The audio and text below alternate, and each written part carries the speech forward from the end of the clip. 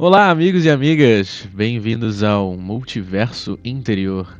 Eu sou o Capitão Maia e hoje, a partir do momento que você deu play nesse vídeo, você vai embarcar junto comigo em uma jornada que não é só pelo espaço, mas também para dentro de nós mesmos.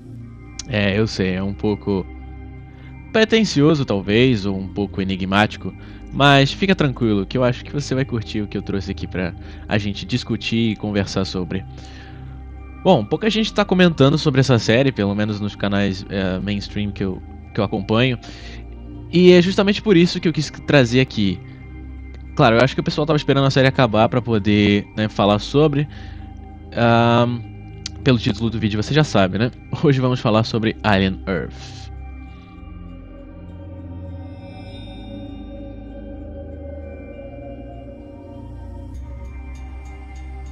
Eu não sou o maior especialista em Alien, mas como fã de ficção científica e terror, é impossível não reconhecer o impacto dos filmes clássicos.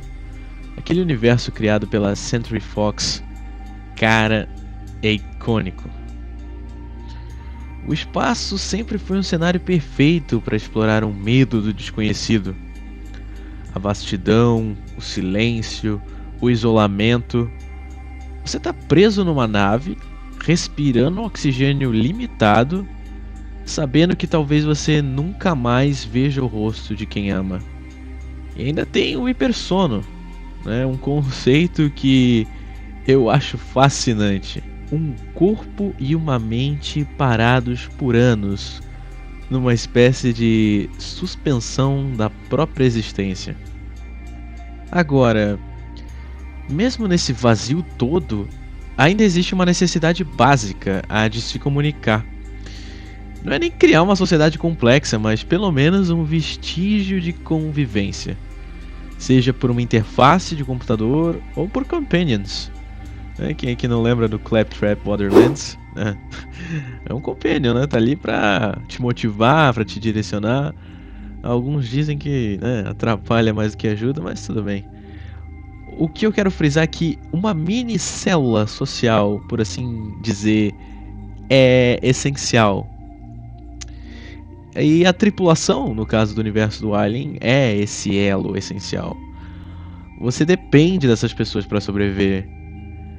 Imagina passar 60 anos numa missão espacial sem escolher seus colegas de trabalho, sabendo que sua vida está literalmente nas mãos deles. Isso já é o suficiente para enlouquecer qualquer um, né? Mas no universo Alien, esse não é o verdadeiro terror. O verdadeiro terror tem um nome.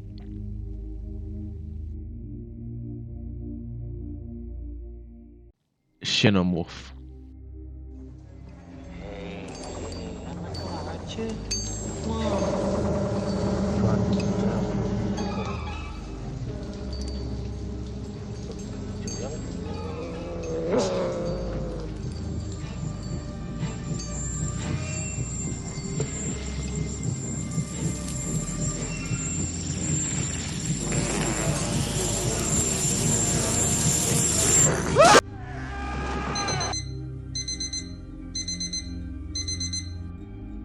Uma criatura perfeita. O ápice da evolução biológica. Cientistas dariam tudo para estudá-la. Entender como funciona, talvez até controlar. Mas como disse o grande Dr. Ian Malcolm do Jurassic Park, I'm simply saying that life finds a way. A natureza do Alien não pode ser contida. Não pode ser fielmente replicada, mas ela pode até ser aprimorada, como vimos em Alien Romulus, um ótimo filme por sinal, mas até então nunca domesticada. Esse monstro habitava os confins da galáxia, distante demais de nós, até agora.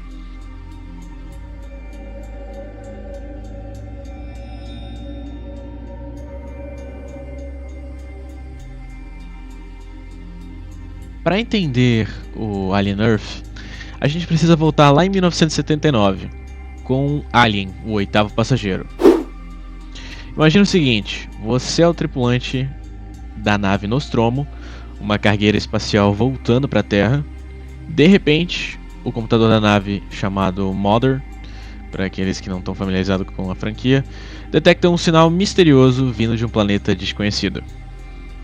E aí a empresa, dona da sua alma, digo, do seu contrato, obriga todo mundo a investigar. No planeta, eles encontram, adivinha, ovos alienígenas. Um deles se abre e, BUM! O pesadelo começa.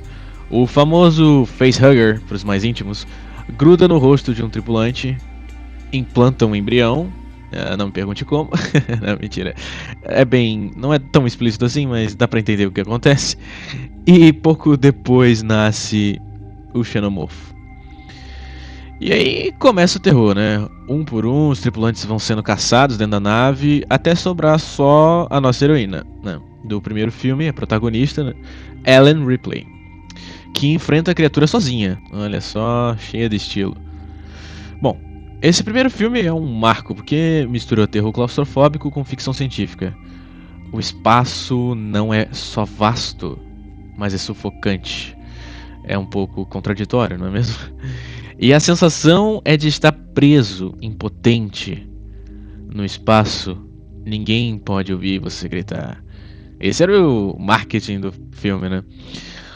Mas o detalhe que sempre intrigou muita gente é: no meio da tripulação existia também um sintético. Um androide feito pela corporação, com aparência humana, mas programado para seguir as ordens da empresa acima da vida da tripulação. Isso aí nenhum CLT conseguiria tancar, hein? E aí que Alien começa a plantar uma sementinha filosófica. Até que ponto podemos confiar em algo que parece humano, mas não é? Sabe um pouco daquele Vale da Estranheza? Pois é. Aqui é um pouco mais sinistro. Enquanto os filmes clássicos focam no terror do monstro perfeito, o Alien, sempre havia esse outro elemento no fundo, os sintéticos. Eles são androides, entre aspas, criadas pela Weyland-Yutani, alguns com aparência e comportamento humanos impecáveis, outros um pouco mais pragmáticos. Alguns tentam ajudar, outros seguem a lógica fria da corporação, que é lucro acima de tudo. E se você parar pra pensar, eles sempre representam uma ameaça silenciosa, né? Você tá assistindo aí durante o vídeo alguns segmentos de gameplay do jogo Alien Isolation, né? E lá tem vários desses androides e sintéticos que dão calafrios. Não é uma ameaça física como o Alien, né? Mas uma ameaça moral, talvez? O que acontece quando você tira a humanidade da equação? Um funcionário que executa ordens, mas não reflete sobre elas. Você pode ter alguém mais eficiente, mas será que alguém mais coerente? Alguém mais sensato? Então, galera, a partir daqui terão spoilers da série, né? Se você quiser ficar no escuro, né? Eu não gostaria que você saísse do vídeo, mas vai lá, assiste a série, depois volta, porque eu tenho mais coisas para comentar com vocês a respeito dessa obra. Então, vamos lá. A série já abre com uma parede de texto, né, explicando o que são os sintéticos, os ciborgues, e aí que Alien Earth dá um salto para mim. Os híbridos, que são mentes humanas digitalizadas e implantadas em corpos sintéticos. Talvez isso até já esteja na sinopse da série. Eu não sei, pra falar a verdade, que eu não vi sinopse. A única coisa que eu sabia da série é que o Alien vinha pro planeta Terra. E eu não sabia sobre essa questão dos híbridos. Então, já nos primeiros minutos da série eu fui surpreendido. Então, né, eu queria guardar essa surpresa pra quem não esperava também, né? Então já avisei que iam ter spoilers. Mas aí se liga na ironia, né? Não basta a criatura perfeita que habita os confins da galáxia, agora temos o casamento entre o que temos de mais humano, a nossa mente, nossas emoções, né? Com memórias, medos e desejos, e um corpo que não sente dor, fome e até talvez não sinta empatia.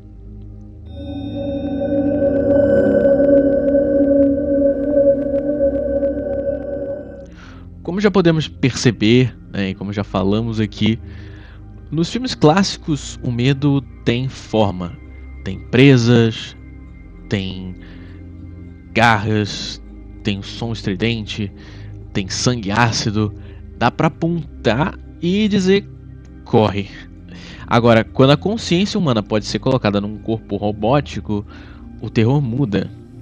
Não é mais sobre o inimigo com uma cauda que perfura o seu peito. É sobre a continuidade do eu. An astronaut. He was the first man to set foot on the moon. You're gonna be the first too. I'm going to the moon? No, silly.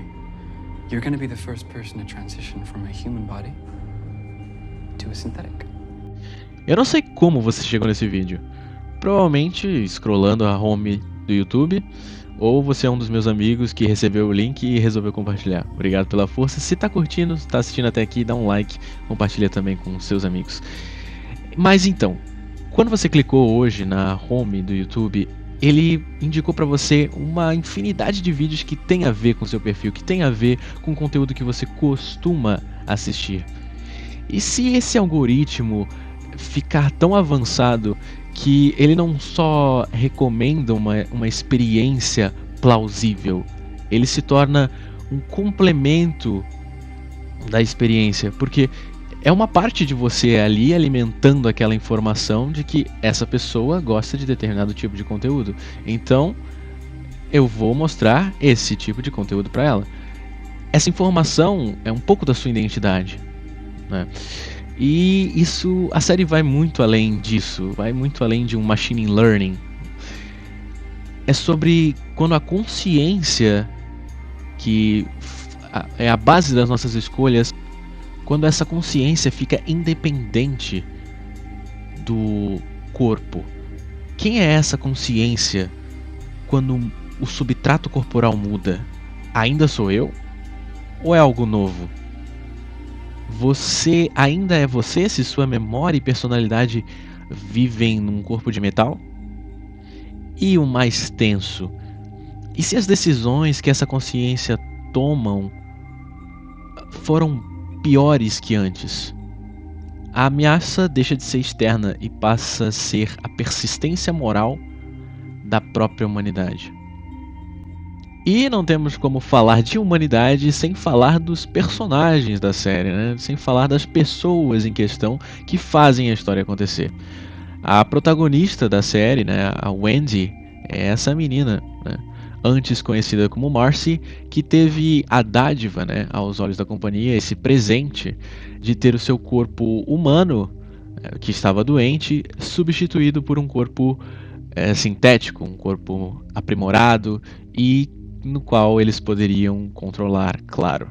Pelo menos era o que a companhia queria, pelo menos essa era a intenção do Boy Cavalier, o dono, né, dessa corporação, que tem esse santuário, essa ilha remota, né, na qual ele se auto-intitula Boy Genius, o menino gênio. CEO da Prodigy, esse megalomaníaco, não tem outro adjetivo para ele, totalmente desconstruído. A gente já viu esse estereótipo representado nas mídias de diversas formas, né? Milionário excêntrico, egoísta e mimado. Ele tenta passar um ar de sábio, de, né, suficiente, mas não convence ninguém.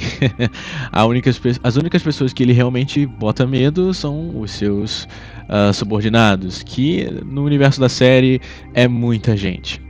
E o que eu mais gosto nesse guru da tecnologia, ele é tão excêntrico que toda a fantasia que ele vive, toda a fantasia que ele cria para essas crianças, gira em torno da Terra do Nunca, né?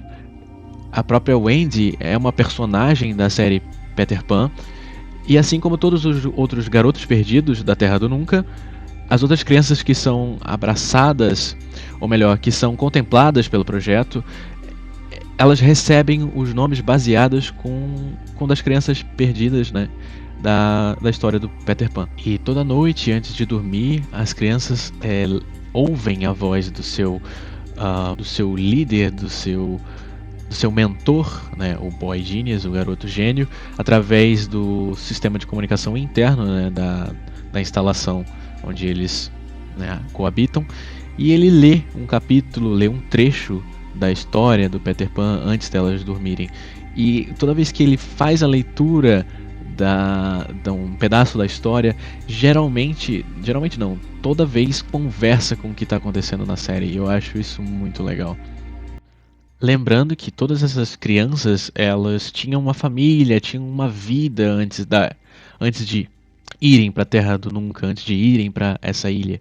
Inclusive a Wendy, né, que sente muita falta do irmão. Inclusive fica observando ele, né, pelos intercoms, né, os computadores na qual eles têm acesso, né, à rede privada, né, da Prodigy, e ela consegue observar o irmão, que atualmente está trabalhando como socorrista na Prodigy. Agora me permitam fazer um pequeno paralelo. Um filósofo dizia: tudo flui, tudo está em devir. Essa expressão resume a filosofia do grego Heráclito de Éfeso, significando que tudo no universo está em constante movimento, mudança e transformação, nunca permanecendo o mesmo. Olha só. E é uma ideia que se opõe às noções de realidade fixas, enfatizando que as coisas estão sempre se tornando algo diferente. Se a identidade está sempre mudando, transferir uma consciência do corpo para a máquina apenas acelera e expõe esse processo.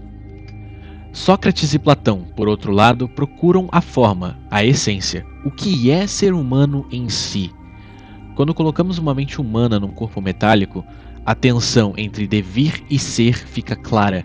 A sociedade ainda quer rótulos fixos, humano ou não humano, enquanto a tecnologia mostra que o que achávamos fixo na verdade é fluido. Isso fica evidente no dilema do Emmett, que é o irmão da Marcy, o personagem interpretado por Alex Luther.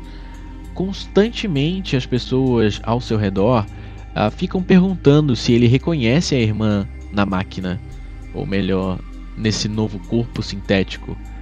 Será que você ainda conseguiria se apegar a ela novamente? E é aí que eu acho que a série acerta.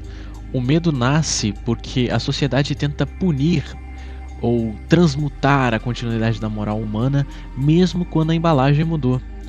O que é responsável? O corpo que age ou a consciência que persiste? Duas personagens importantes para trazer para nossa discussão, que tem um tempo de tela relevante, é a Nibs.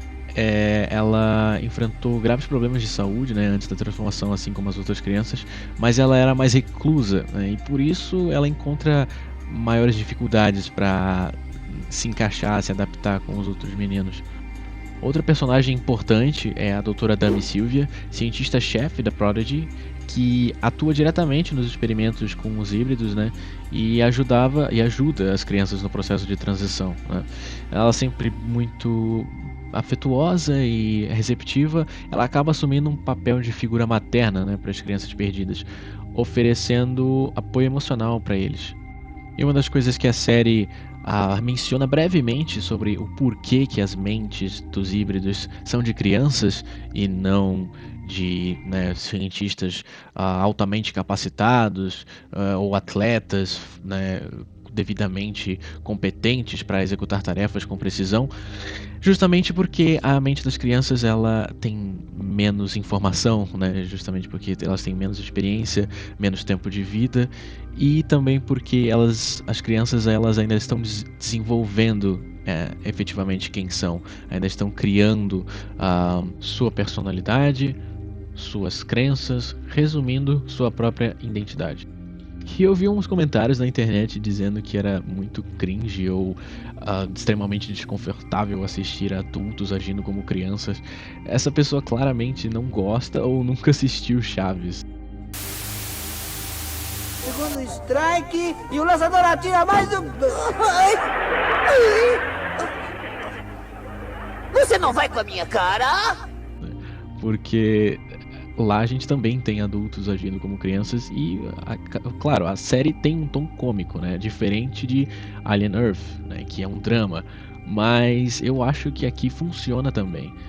Não acho que ficou cringe, eu acho que só mostra a competência desses atores que fizeram um trabalho excelente e trouxeram um comportamento muito crível para esses personagens. Mrs. Darling first heard of Peter when she was tidying up her children's minds. It is the nightly custom of every good mother, after her children are asleep, to rummage in their minds and put things straight.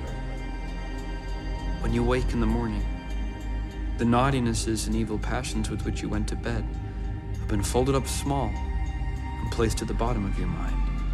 And on the top, beautifully aired, are spread out your prettier thoughts, ready for you to put on. In the old days, at home, the Neverland had always begun to look a little dark and threatening by bedtime. Continuando com os nossos paralelos filosóficos, Descartes disse: cogito ergo sum. Penso, logo existo. Eu conheci essa frase no jogo Detroit Become Human, mas enfim, é relevante também aqui. A autoconsciência é para o humano uma pista de identidade, mas pensar também significa antecipar e imaginar horrores. Eu não vou adentrar com muitos detalhes na história, mas o meu objetivo com esse vídeo aqui é trazer alguns levantamentos sobre as discussões que a série trouxe e comentar a minha opinião brevemente. Então, só para resumir, o Alien estava numa nave na órbita do planeta Terra e essa nave cai numa das cidades que eram propriedades da Prodigy. E nisso tem todo um alvoroço, né? A cidade toda fica num caos, porque é uma nave, né, de transporte, de pesquisa científica colossal, né, e cai no centro da cidade, e todo a segurança, né, os socorristas, os fuzileiros, tudo vão, né, se deslocam para lá, né, para tentar controlar o caos. E claro, o Kevlar, sabendo, né, de que é uma nave da sua concorrente e que possivelmente tem espécimes alienígenas que vão valer, né, milhões, trilhões de dólares, ele manda as suas crianças para lá, porque a Wendy vê que o Emmett está indo para lá, e então ela se voluntaria para levar o Kirsch, que é um personagem também, que ele é um autônomo, na verdade, ele é um androide, ele é 100% máquina, levar o Kirsch e os outros meninos para o local do acidente, porque ela queria encontrar o irmão dela.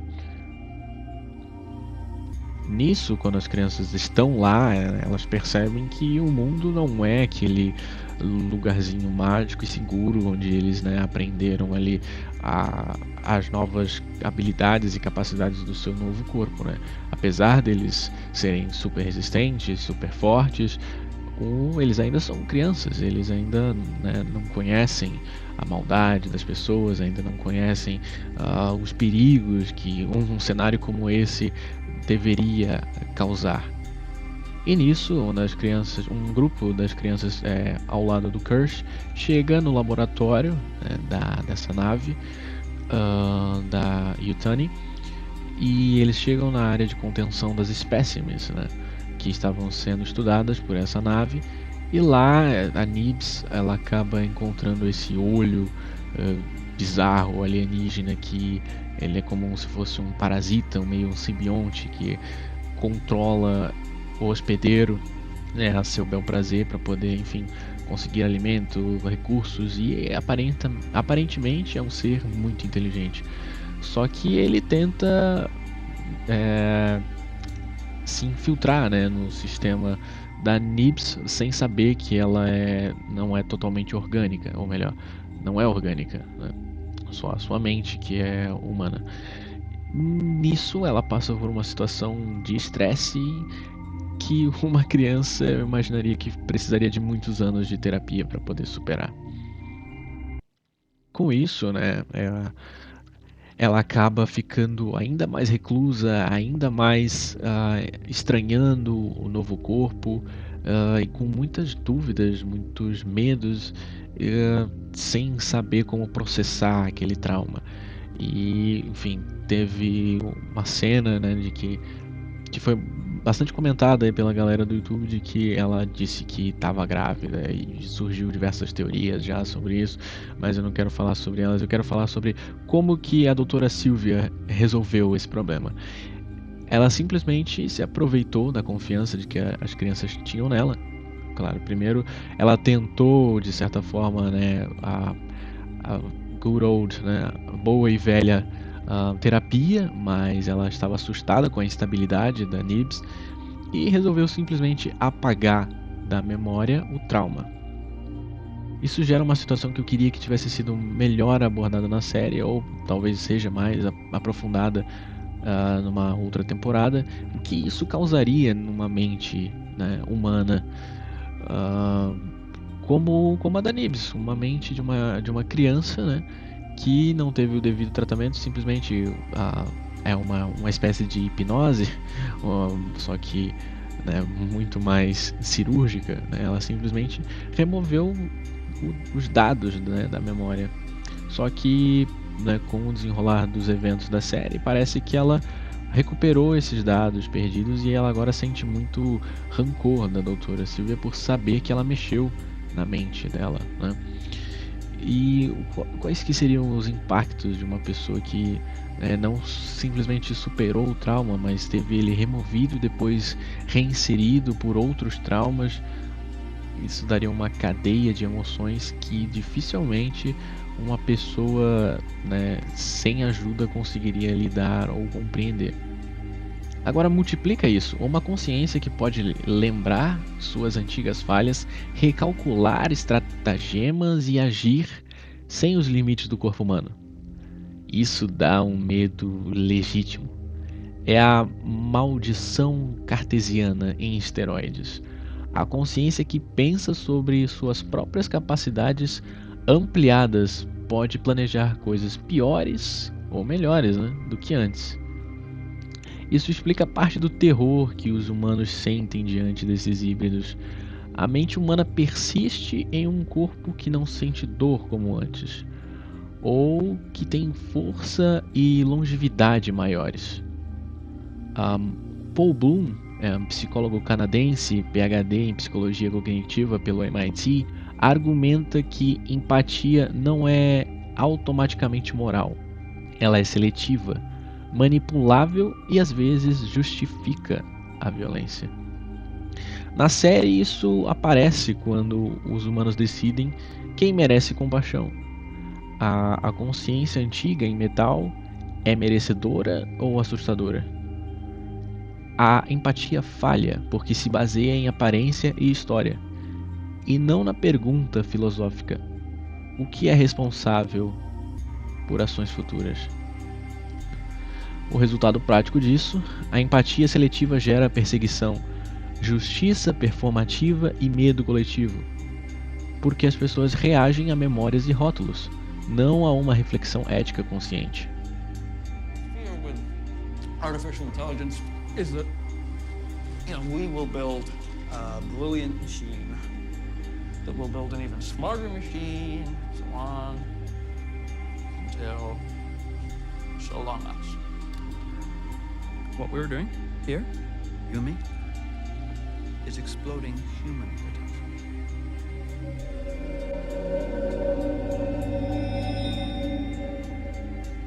No primeiro episódio, vemos Wendy contemplando o horizonte no alto de um rochedo, à beira de um precipício. A doutora Dami Sylvia a chama e ela, sem hesitar, com um sorriso no rosto, salta de uma altura inacreditável diante dos olhos dos seus observadores. Logo depois, a cena corta e já em uma de suas sessões de terapia, acompanhada pela própria doutora e por outra figura importantíssima das operações do projeto, o sintético Dr. Kirsch, descobrimos que Wendy está sendo submetida a um aumento na dosagem de hormônios para experienciar algo próximo à adolescência humana. Isso me fez pensar. O laboratório parece preocupado em garantir a segurança emocional da Wendy, buscando que sua máquina/produto alcance um estágio de aprimoramento quase absoluto. Mas há uma contradição. Ao mesmo tempo que a bombardeiam com hormônios e noções de desenvolvimento humano, eles não lhe concedem sensores de dor, que mesmo querendo que ela tenha uma experiência 100% humana, esquecem de algo que para nós é fundamental. Nós aprendemos a levantar porque caímos. Então, o salto que para um corpo humano seria fatal, para ela se torna apenas mais uma tarefa mecânica. Talvez, em vez de expandir tanto sua mente, deveriam também impor limites que a fizessem compreender o risco real daquela manobra. Afinal, mesmo sendo super resistentes, suas ligas metálicas ainda podem se quebrar. Do ponto de vista fisiológico, o medo dispara adrenalina, coração acelera, músculos tensos, mas quando o corpo, entre aspas, é robótico, essas respostas mudam. Os humanos que encaram uma consciência humana em corpo de robô veem um agente que pode deliberar com conhecimento quase infinito, que não envelhece como nós, que talvez não sinta dor da mesma forma. Isso amplifica o medo. Não há mais o ciclo vital que limita a ação do agente. Por outro lado, a consciência dentro do robô também sente, ou recria, medo. Medo de perder a própria história, medo de ser apagado, medo de se tornar aquilo que as sociedades rotulam. É um medo existencial que envolve memória, identidade e responsabilidade moral. Isso me lembra outro clássico da ficção, o Blade Runner. Bora usar como espelho. Lá, os replicantes buscavam o que nos torna humanos: memória, empatia, limites. O teste de Voight-Kampff tentava provar a humanidade por resposta empática. Interligado? A ironia é que muitas vezes os replicantes demonstravam mais humanidade que os humanos. Em Alien Earth, a pergunta é parecida, mas a tecnologia virou a situação ao contrário. Humanos questionam se a consciência transferida continua sendo humana. E pior, questionam se ela merece ter os mesmos direitos e as mesmas culpas. É um espelho incômodo. Os humanos podem agir como os monstros morais, enquanto as consciências transferidas podem demonstrar atos mais compassivos ou mais calculistas. E isso derruba a crença ingênua que biologia é igual moralidade, obrigando a gente a perguntar: é o corpo que define o humano ou a mente que carrega nossa continuidade? E se essa mente se transforma ao longo do tempo, ainda é a mesma pessoa? Aqui vale puxar uma conexão com The Thing, um filme de John Carpenter. Lá, o terror nasce justamente da impossibilidade de saber quem é o monstro alienígena. Qualquer um pode ser a criatura disfarçada. O medo não é da coisa em si, mas da quebra da confiança da identidade diluída. Esse eco em Alien Earth é claro. Wendy e os outros híbridos são como a coisa, The Thing, as avessas. Eles carregam a consciência humana, mas em um corpo que destoa. Se em The Thing o medo é esse ser humano é de verdade, aqui é o oposto. Esse humano ainda é humano de verdade? Tanto Blade Runner quanto The Thing nos mostram que o terror mais profundo não está no vilão grotesco, mas na dúvida sobre a identidade, na linha tênue que separa o humano, máquina e, nesse caso, monstro.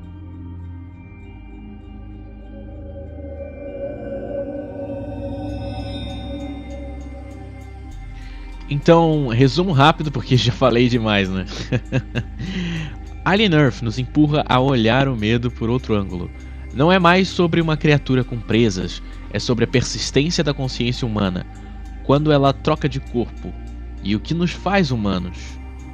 Espero que tenha gostado dessa minha reflexão sobre a série, os questionamentos que eu levantei e o que achei de mais interessante para você enxergar essa obra com outra perspectiva. Só uma opinião aqui sobre o final. Eu tenho um sentimento meio misto sobre como a série terminou.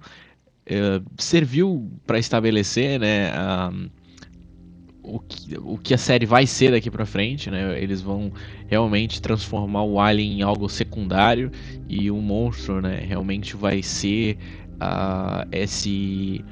essa percepção nova que os híbridos têm sobre, né, o que é empatia, o que é controle, o que é identidade, né? E eu acho que eu não sei se eu gosto da ideia do Alien ser um pet da Wendy, mas vamos ver até onde eles vão levar essa história. Mas e você, o que achou da série? Fala aí nos comentários, vamos criar uma discussão saudável aqui embaixo. Eu acho que a maioria da reação do público é meio mista, né? Talvez porque esperava uma série mais focada no Alien, mas eu acho que essa abordagem é bem-vinda, esse novo terror que a série quer trazer para a franquia. Esse medo que os humanos sentem é legítimo, com certeza, pela incerteza, pelo poder e pela memória que persiste. Mas o medo que os híbridos sentem também é profundo. O medo de eles não se reconhecerem mais, medo de apagamento, medo de virarem aquilo que a sociedade teme. Eu acho isso bem interessante e com certeza pode trazer mais discussões na segunda temporada. E fica a provocação final. Se a sua consciência pudesse ser preservada em corpo sintético, você teria medo de continuar sendo você? Ou teria medo do que sua continuidade faria no mundo? Comenta aí também. Você teria coragem de viver para sempre se isso significasse trocar de corpo? Bom, por hoje é só, pessoal. Se inscreve pra gente continuar questionando essas ideias no multiverso interior. Até a próxima. Capitão Maia desconectando agora.